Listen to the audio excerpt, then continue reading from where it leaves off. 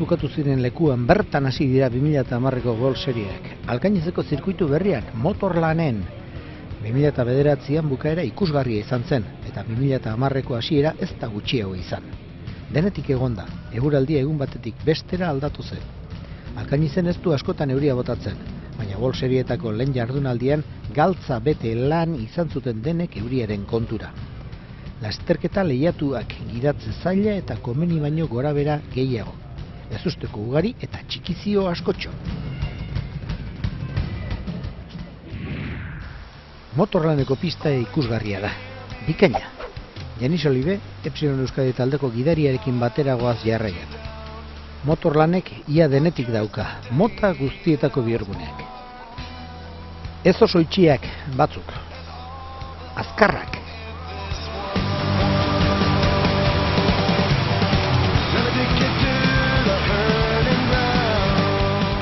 Gidariak fede handiarekin hartu behar dituenak, itxuak direlako. Batek badaki, nondik sartu, irtetea beste kontu bat da.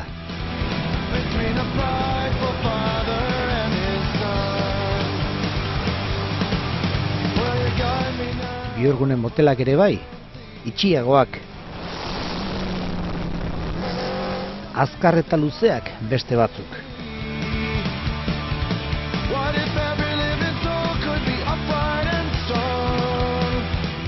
Zirkuituko zuzengune nagusia luzea da, oso luzea, luzeegia kotxe hauentzat. 1007 metro ditu berez, baina kotxeen motorrak gehiegi ez astintzeko 1300 metrora laburtu dute. Hala ere, abiada handia hartzen da. Azelerazio hutsa.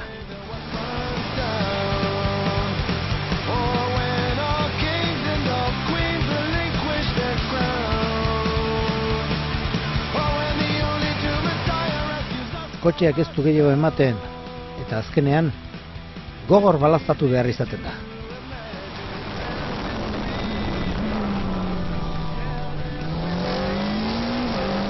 Helmugarako bidean sarrera itxua eta oso azkarra dago.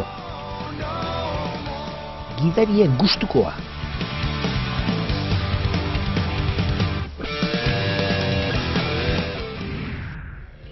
Euriak lehen jardunaldian buruko min handiak eman zizkien talde eta gidariei. Kotxen artean egon daitezkeen aldeak murriztu egiten dira eta gidarien lanak erabakitzen du.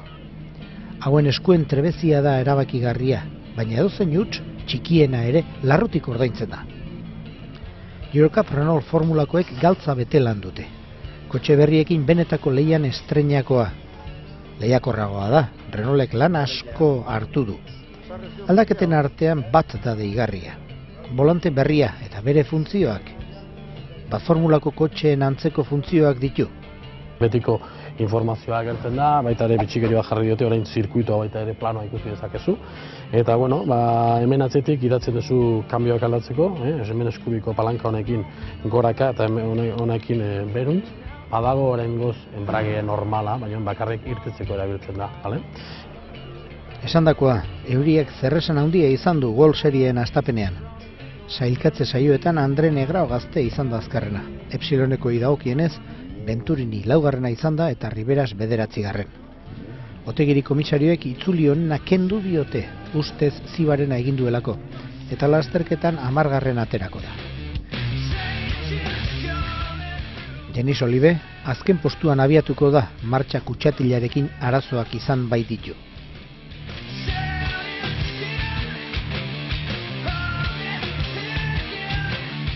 Lan pixka gehiago egin behar da, Badakigu aurten kotxe berria daukagola guztiok, eta bueno, kotxe hori ulertu behar da. Zaharra lortzen genuen pixka bat hobeak gian, eta lortzak ez dutu eta lanean jarraitu hori, bestien aurrean ibiltzeko, eta bueno, badakigu kapaz gehala aurrean ibiltzeko, eta hori pixkanaka bekesanakan lortuko dugu.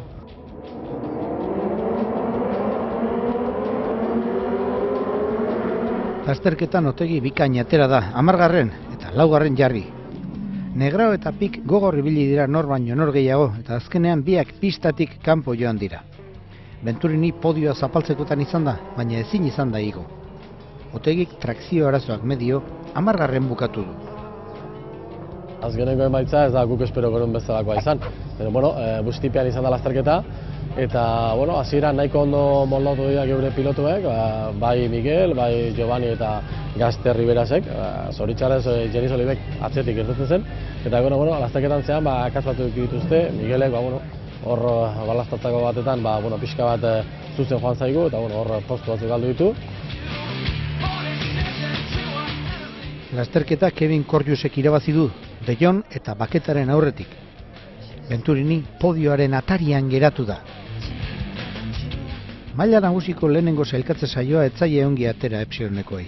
Kunimoto 15. geratu da eta Kosta 21. Kosta ez da iaz erribiliko txean, lesionatuta zegoen eta eskuan min hartuta hain zuzen. Lasterketan ordea Kosta beldurgarri ibili da. Erasoan lehenengotik 21. irten eta handik gutxira 6. jarri da. Eta kotxe asko jokoz kanpo geratu da. Horien artean Epsiloneko biak, Kunimoto kolpe hartuta eta Kosta zibarena egin baitu bukatzeko 5 itzuli falta direla. Mikael Alesin Errusiarrak irabazi du Zampieri eta Ricciardoren aurretik. Al final, llegando a una curva normal, he tenido un aquaplaning sin hacer gas, freno ni nada, y no he podido hacer nada para evitar el coche. He intentado colocar el coche al sitio, pero una vez ha tocado la tierra ya era imposible. Igandean eguraldi aldatu eginda eta pista lehorrean izan da bigarren jardunaldia. Eurocup Renault Formulan, maila txikian, Riberas eta Otegi bikain atera dira. Otegi 12. 4. iritsi da. Lasterketa buruan Negrao eta Pik nor baino nor gehiago izan dira, baina azkenean biak jokoz kanpo geratu dira elkar jo ondoren. Epsilonekoek ezin izan diote etekina atera arazoari. Venturinik arazo mekanikoak izan ditu. Otegik behetik gora zoragarri egin arren, enbrageak lehenengo eta martxa aldagailuak ondoren kale egin diote. Azkenean 8. izan da, eta haserre dago oso haserre, naiz eta berak bere esku zegoena ondo egin. Eta laugarren sailkatu atzetik segik egin nula, kanbioa faiatzen hasiaia hori baino 2 bueltaren nago, eta zintzen dut utzi, pasen dit, eta puesto galdu ditut. Epsilonekoen asteburua Albert Kostak salbatu du. Larun batean, kotxean ia ibili gabe, altzuena egin eta hobetzen jardun du. Igandeko lasterketan berriz, dotore atera da. 5. postua hartu du. 4. izatera iritsi da. Eta azkenean, hala sailkatu da. Honena, eskumotzegon arren lasterketan hartu duen martxa eta egin duen lana.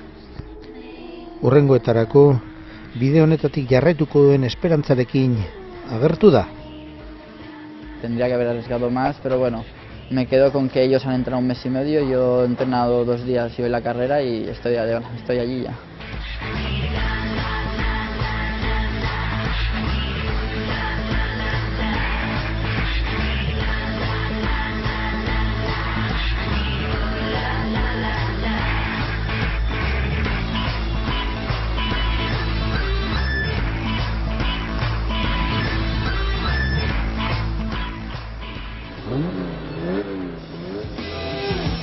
Rally Sprinteko txapelketak aurrera jarraitzen du. Hilabete eta erdiko geldiunearen ondoren, asteburu honetan izango dugu 3. lasterketa, Ñañarriko Rally Sprinta. 3. edizioa du Ñañarrikoak, beraz, aurretik bertan ibilitako gidariek badute ibilbidearen nondik norakoen berri. Jose Karrera amezketarrak lasterketak aspaldi utzi zituen arren, bidea ondo ezagutzen du. Trauma oso politeak. Zona azkarak, makalago, gora, bera, oso politeak. Aurten hala ere ibilbidearen norabidea aldatu egingo da. Beraz, ondo ezagututa ere, bidearen koskekin kontu handiz ibili beharko dute parte hartzaileek. Aurrena aldapa bastante egin, nahiko lentoa, herria hilatu arte, gero herritik zelaien juten dek. Horren dañaino nahiko teknikoa, azkarra eta nahiko teknikoa, eta gero gesteare oso azkarra dek, eta ego bukaerare 2 pailakin da uste oso politia. 5-6 asteko geldiunearen ondoren, parte hartzaileak irrikan egongo dira lasterketei berriz ere heltzeko. 3. honetan ere, Ander Vilariño da garaipena eskuratzeko favorito nagusienetako bat. Gabirin eta Hondarribian garaile, sailkapen nagusiko lider eta autobikainaren gidari, dena dauka bere alde Ñañarrin ere irabazteko. Prestatu behar dugu pizka bat, lan egingo dugu kotxearekin, pizka bat diferentzialak ikusi behar ditut nola jarri ondo, zen pizka bat aurretik joaten da kotxea bihurgune itxitan, beraz lan egin behar dugu horrekin eta hurrengo lasterketan ikusiko dugu nola moldatzen garen.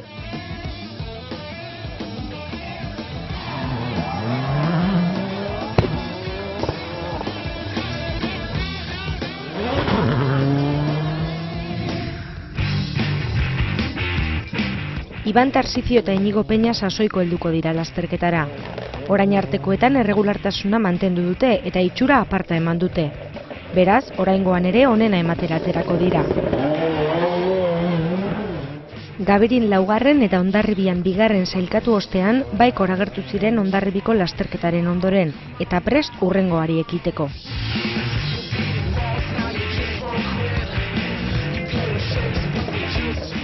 Aberto, kotxea pixka eta revisado, da estábamos pegaik, así que estábamos por ramaik, así que prest.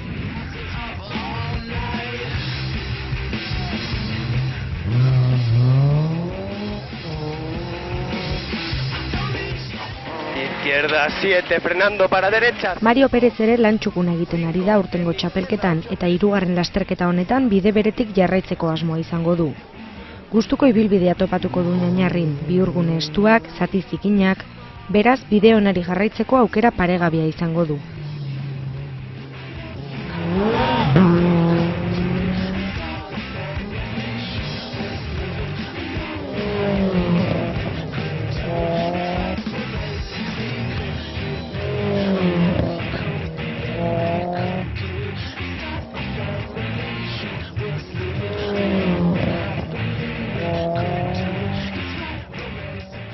Sailkapen nagusiko laugarren postuan Aingeru Castro eta Angel Castro aitasemeak ditugu. Iaz ez zuten parte hartu eta gogotsu irtengo dira oraingoan.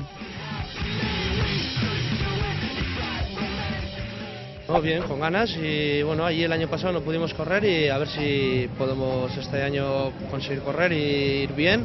Que a carretera corrí además una vez que mi padre estaba afuera y corrí con un amigo y tuve un buen recuerdo con el coche que tenía antes y pues esperamos hacerlo por lo menos igual de bien o mejor.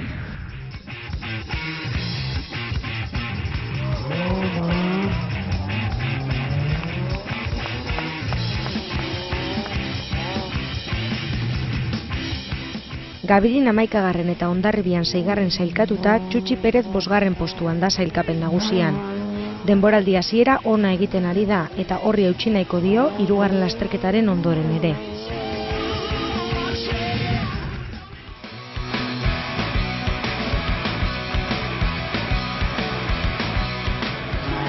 Joseba Zapirainek autoa prest du 3. hitzordurako. Gabirin 2. sailkatu zen. Hondarribian ezin izan zuen lasterketa amaitu, baina egindako zatian txukun ibili zen. Kotxea konpontzen izan du aste hauetan eta Ñañarrin irteteko prest egongo da.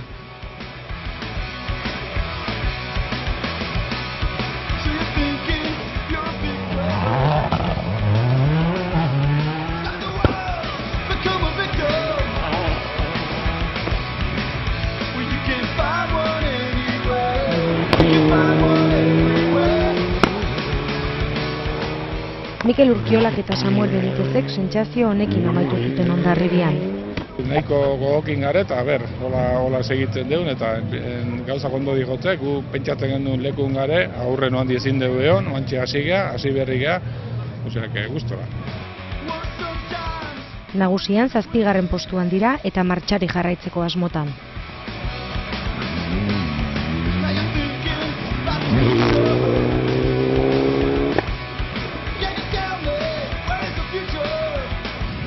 Goitik beherako hauetan, ustekabeak ere izan daitezke sailkapenari begira.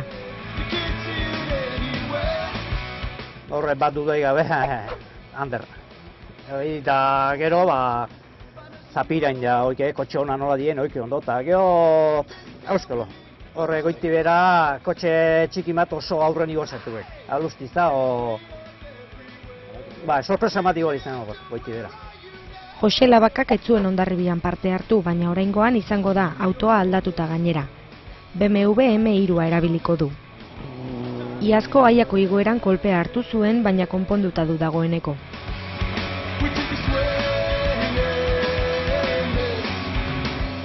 Bestetik, Txus Jaio ere lasterketan izango da. Azken momentuko arazo elektriko batzuen ondorioz ezin izan zuen Hondarribian parte hartu, baina oraingoan prest da.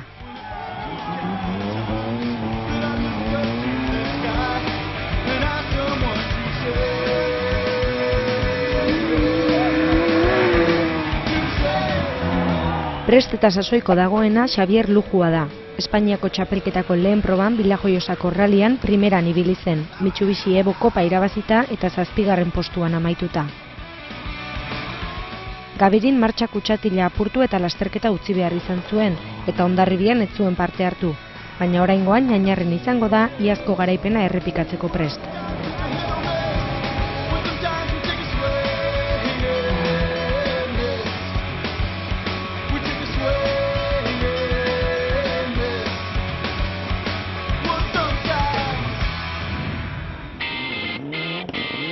Larun batean izango da Ñañarriko rally esprinta.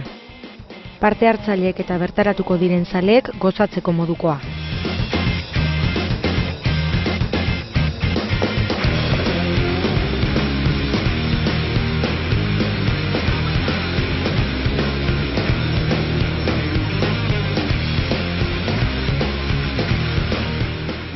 Izquierda 4 larga, abre con rasante, trazar salida. 4 abre con rasante, trazar salida.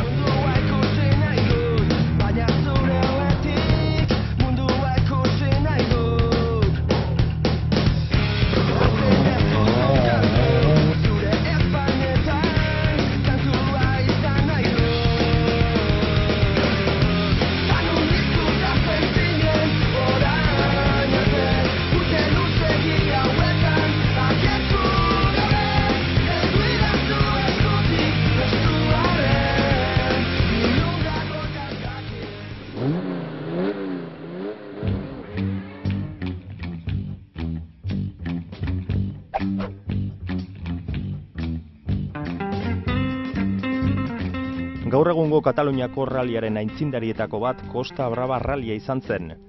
Nazioarteko parte hartzaile mordoska izan da beti Kataluniako bi probetan, Costa Brava izenekoan eta Kataluniako rallian. Biekin bat egin eta munduko txapelketako proba honenetakoa izatera iritsi da gaur egun. Jarraian 1986ko Costa Bravan gertatu zenaren laburpena. Honela kontatu genuen kirolez kirolen. Katalunia aldeko ralliei gustoa hartu die Fabrizio Tabatonek. Iazko txapelketan Kataluniakoa irabazi zuen eta asteburu honetan Costa Brava deritzana.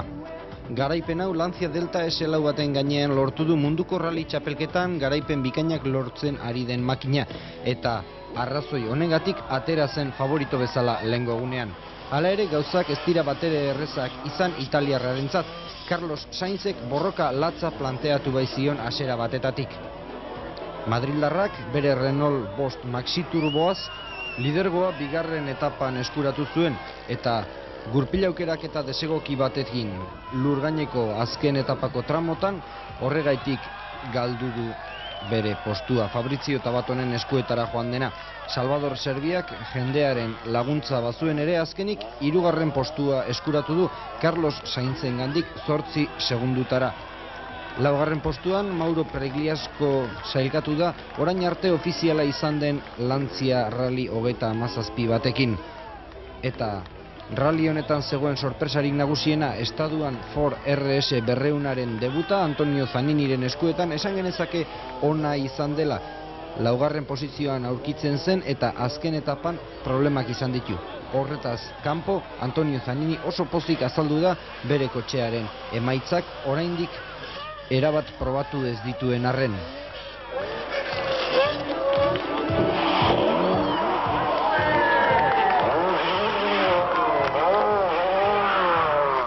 Eguraldia ez da lagun izan Kataluniako rally honetan guztiok ikusahal izan duzuen bezala elurra azaldu baita eta hotz handia egin baitu. 3. etapan zehar euria ere azaldu da eta lurgaineko proba guztiak lokatzez josirik egon dira.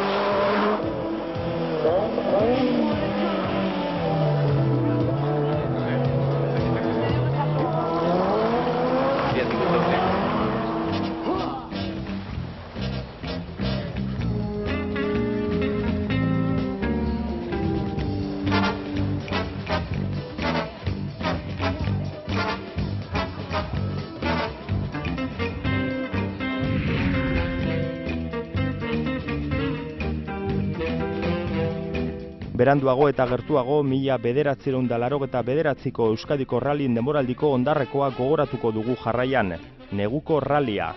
Irabazleak, Goiburu anaiak, Iñaki eta Carlos.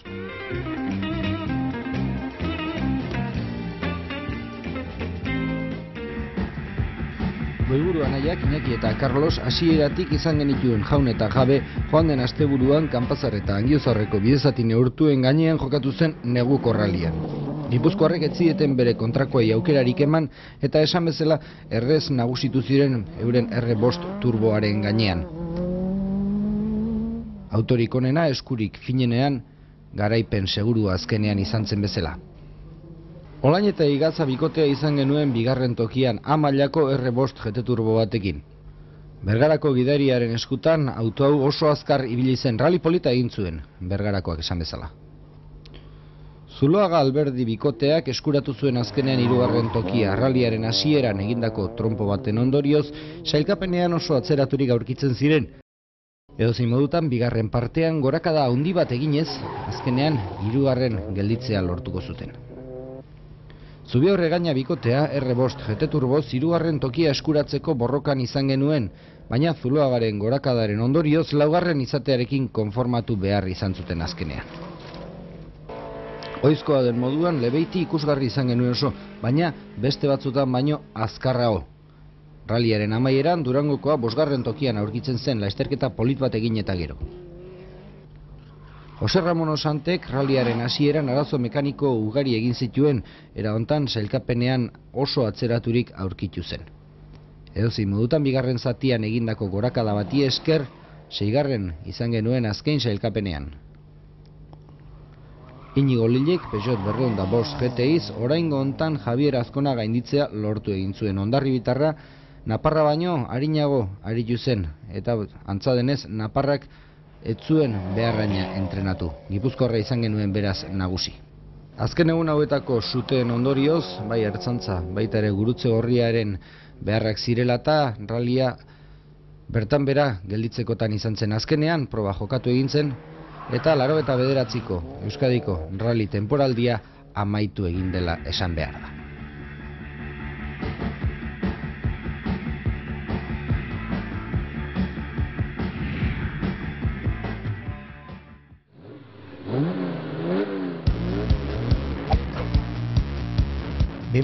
ko Espainiako menditxapelketa Ubrikeko igoerarekin hasi da. 15. da aurtengo hau. Asteburuko kezka nagusietako bat eguraldia izan da, eta hainbat gidariren jarduna baldintzatu du. Tartean Ruben Nogeiras euskaldunarena. Oñatiarrak 58. postuan amaitu zuen A fasean euri zaparradaren ondorioz. B fasean aldiz hobeto moldatu zen eta 11. postuan bukatu zuen. A fasean Jose Antonio López Fonbona nagusitu zen.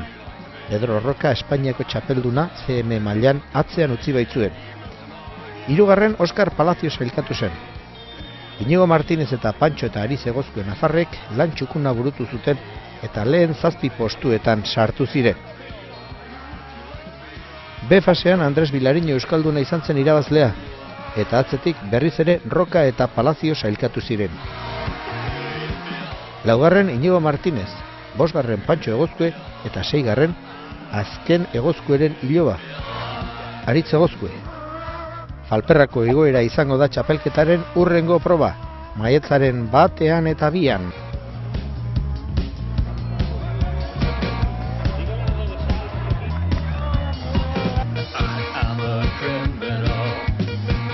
trying to live on my dreamland. I am a number these days, it's good for security and I forgot my name.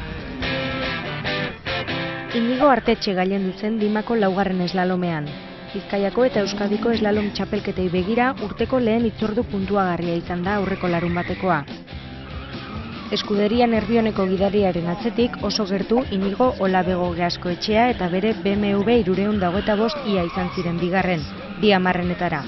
Podiuma Juan Lombrainak osatu zuen kart cross PRM batekin. Juniorretan Mikel Basterrak lortu zuen garaipena Peugeot 205arekin, Oskar Revilla eta Aitor Rotxa atzetik zituela, biak AX GT batekin. Lau mailatan banatuta 40 gidarik baino gehiago hartu zuten parte Diman. Bat maila Inigo Artetxerentzat izan zen, AX GT-arekin. 2 maila Iker Erzilarentzat, Peugeot 309 GTI-arekin. 3 maila Inigo Olabego Gascoetxearentzat eta 4 maila Juan Lombrainarentzat. Hurrengo eslaloma Derion izango da maiatzaren 22an.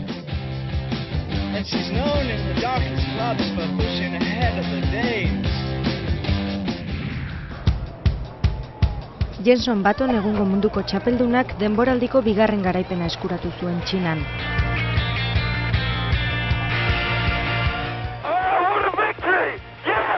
Bigarren garaipena eta gainera sailkapen nagusiko lider ere jarri da, 60 punturekin. McLarenen asteburu borobila, Buttonen lehen postua, Hamiltonen bigarrena eta autoegileen sailkapeneko lidertza lortuta. Podiuma Rosberrek osatu du, lorpen bikaina Mercedeseko gaztearentzat. Sailkapen nagusian bigarren da orain Alemaniarra, Buttonek baino 10 puntu gutxiagorekin eta Alonso eta Hamilton puntu bakarrera dituela, 3. eta 4. postuetan urrenez urren. Euria izan zen protagonistetako bat, baina baita boxetako geldiuneak ere. Alonsok bere taldekideen Masari egindako aurrerapen bortitza batetik. Bestetik, Vettel eta Hamilton bigarren gurpilaldaketa gauzatzera batera sartu eta irteeran parez pare gelditu ziren. Bietako inork ez zuen abiadura mantxotu nahi izan eta Vettel toki egokian egon arren, Hamilton taldeen boxetatik oso gertu igaro zen. Egoera arriskutsua dudarik gabe. FIAk biako hartarazi ditu, baina oraingoz sailkapeneko postuetan ez da aldaketarik egon. Datorren lasterketa 5. dagoeneko Bartzelonan izango da, Kataluniako zirkuituan maiatzaren 9an.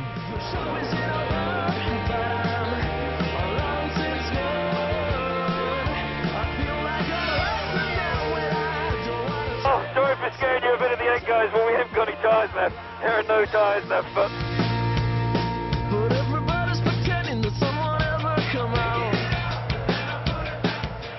Check it out now. Ryan Hunter Rey izan zen Long Beacheko sari nagusian azkarrena. Indikarreko 4. lasterketa honetan txapelketako bigarren garaipena eskuratu zuen igandean estatu batuarrak. Zirkuituko 85 itzulitan nagusi izan zen, Justin Wilson ingelesaren eta larunbateko poleko irabazle Will Powerren aurretik. Azken honen hasierako akats bat aprobetxatuz, itzuliz-itzuli lehen postuari eutsi ahal izan zion. Australiarra denboraldiko lehen 2 lasterketetan nagusi izan dena, sailkapen nagusiko liderra da. Atzetik Helio Castroneves brasildarra du, Alabaman irabazle izan zena eta Long Beachen 7. amaitu zuena. Hunter Rey 3. da, Wilson 4. eta Scott Dixon 5. Txapelketako hurrengo lasterketa Kansasen izango da maiatzaren 1an.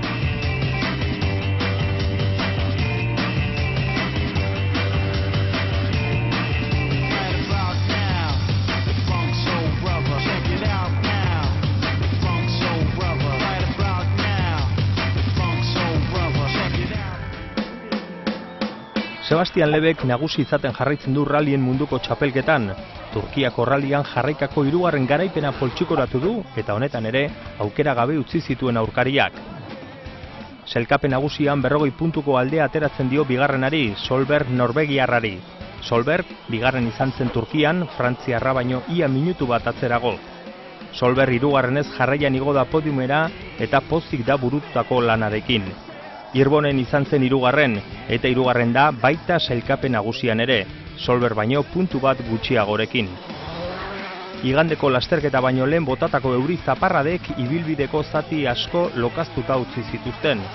Ondorioz, lehen bi zatiak bertan bera utzi zituzten eta gidarien jarduna baldintzatu. Irbonenek 40 segundu galdu zituen hirugarren zijoala, ederki aprobetxatu zuen Sordok hori, hirugarren postuan jartzeko. Hala ere, laugarren etapan lasterketa utzi behar izan zuen Sordok eta Irbonenek eskuratu zuen podiumeko hirugarren postua. Lasterketaz lasterketa Loebek gainontzeko gidariak atzean uzten ditu, baina txapelketak aurrera jarraitzen du. Hurrengoa Zelanda berriko rally izango da maiatzaren 7tik 9.